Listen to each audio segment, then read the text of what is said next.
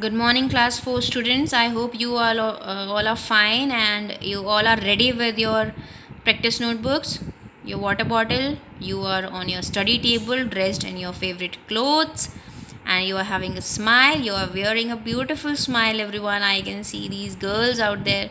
Yes, I can see you. So, you should be getting up early in the morning. You should be getting ready for your online classes as I am here, your English teacher, and you cannot see me, but I can say hello to you. Hi. So, this is your English session, and today we'll be basically discussing the exercises. So, no need to, it was actually, there is no need of being visible, but it will not happen in every session. This is especially the, practice session for prefixes and suffixes. Today is 8th of July, and I hope it's a good day. It's going on good with your online classes. And yes, boys, girls are all sitting in beautiful dresses. They are all freshen up, energetic. I can see few boys out there. So everybody has to get up and be on your study tables on time. You must have been taken a 10-minute break and you must have been taken the walk around. Have something to munch on your table, okay? Sath sath, if you have, like, if you feel hungry. So welcome to your English session. 8th of July, a good day. So today we'll be doing two exercises of prefixes and suffixes, and it will end the chapter from your grammar book. Whenever you get your books back, you have to do it yourself. I am not giving you answers, I am just discussing it. So you have to do it there and then when you get it back. Okay. Now let us move on and begin the session. The exercises are on my screen just in a minute. Okay, so we have this.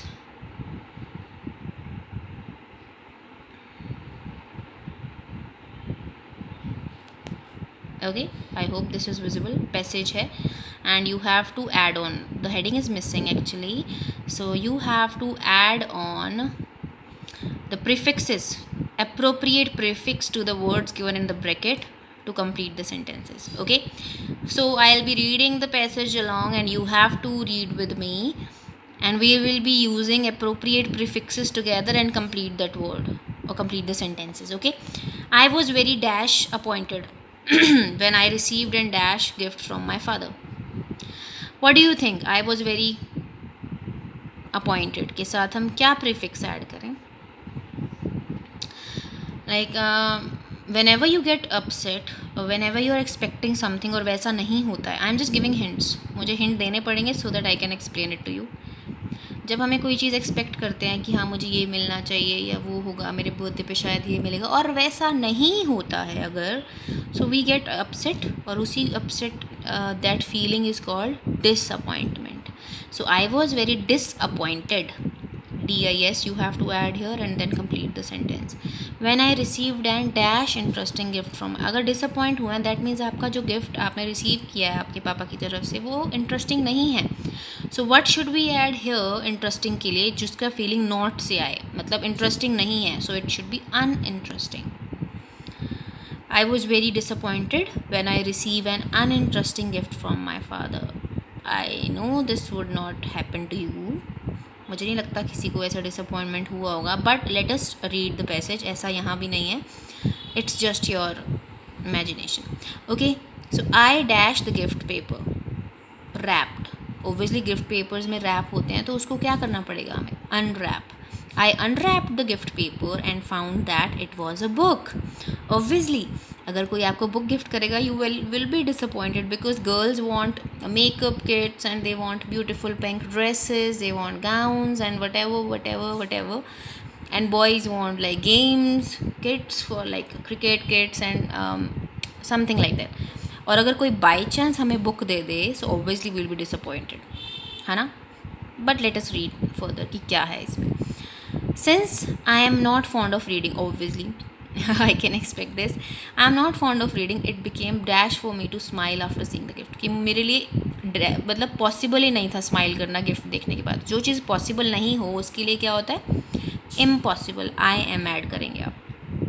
My father looked at me curiously to see my reaction, but I just could not hide my dash that is pleasure. अब मुझे खुशी नहीं हो, pleasure मतलब खुशी, और मुझे खुशी हो ही नहीं रही, so it is displeasure. To hide my displeasure. My mother too was surprise by my dash reaction. मेरी ममा को भी ये रिएक्शन एक्सपेक्टेड नहीं था. Unexpected reaction. At that time I only saw the dash of that old book. उस पुरानी किताब के सिर्फ मुझे नुकसान ही दिखाई दे रहे थे. नुकसान, मेरिट्स होती हैं, एक लाभ, हानि लाभ होता है ना, जैसे हिंदी में प्रॉफिट लॉस जैसा. So demerits, D E, D is also D E also refers to a negative feeling. D merits.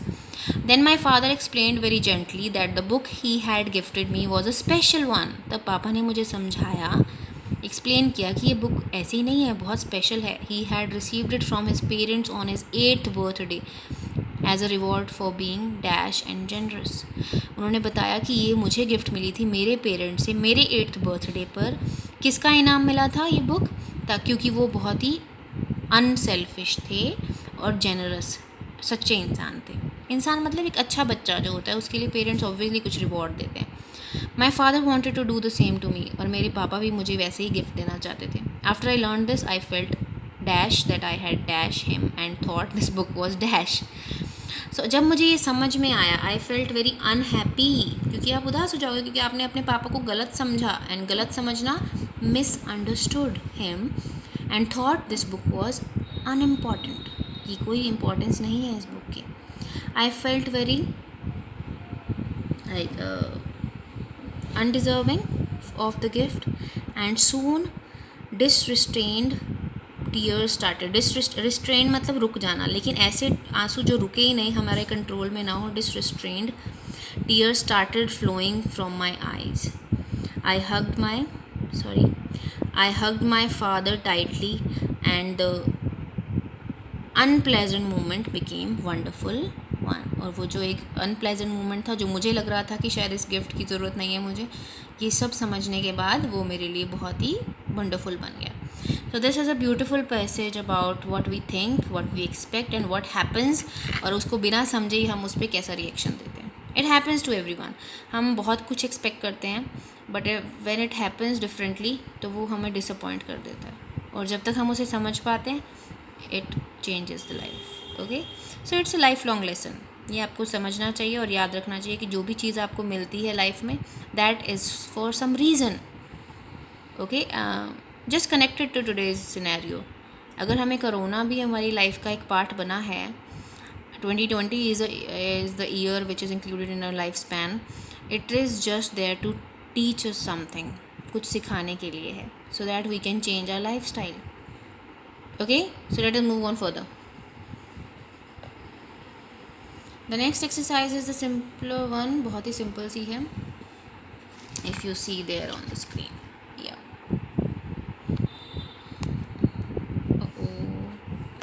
Just let me. Okay, this is visible. Fill in the blanks with words that are formed by adding the suffix in the brackets to the words in the box. One has been done for you. आपको कुछ words दिए हैं, root words basically, और आपको सिर्फ अपने bracket के जो सफिक्स के लिए एक रूट वर्ड सेलेक्ट करना है according to the sentence. First one is done for us. Let us read it. My brother loses his pens every other day. वो हर दूसरे दिन अपना पेन गुम कर देता है, खो देता है. He is a careless boy, obviously, जो ध्यान ना रखता और लापरवाह. We must be dash towards elders. हमें बड़ों की तरफ क्या होना चाहिए? I can read the options for you. Care, respect, dark, enjoy, motion, needs, short, let. So we must be careful towards elders. ये भी ठीक है, बट 100% नहीं लग रहा है. we must be motionful, no. We should be needful, no. We should be respectful, yes, respectful for our elders. After the thunderstorm, तूफान के बाद, there was dash all around. हर जगह क्या हो गया था? अंधेरा, darkness.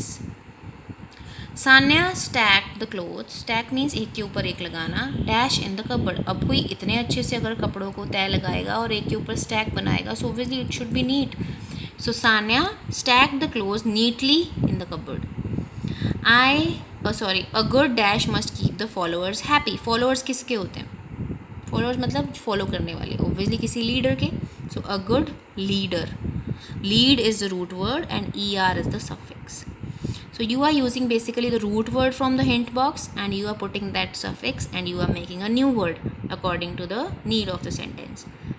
The butterfly was sitting dash on the flower. कभी आपने देखा है बहुत देर तक बटरफ्लाइज एक ही फ्लावर पे बैठी रहती है बिना हिले.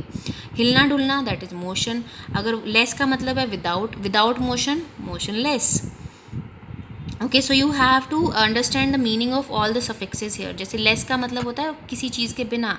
ई आर मीन्स कोई चीज़, किसी पर्सन के लिए भी यूज़ करते हैं, professional like player, singer, dancer, leader. L Y is basically adverb के लिए होता है. Ness state of mind, full, able to. Okay, we had to dash our trip because of ill health of my grandmother. क्या करना पड़ा अपने trip को? Shorten, छोटा करना पड़ा, थोड़ा कम करना पड़ा ट्रिप के डेज को. The trip to the water park was dash able, enjoyable. Okay, so these were the two exercises which were supposed to be done today, and I hope you all are following these videos. जब भी आपको books वापस मिलेंगी, I hope all 4th class students are going to do it themselves. And if you are in a like confusion, just refer the videos or take help from your parents. Okay, so our chapter prefixes and suffixes is done today. Tomorrow we'll be doing something new, or I can give you some practice work for this, so be ready for that. This is the end of the session from my side. Bye bye.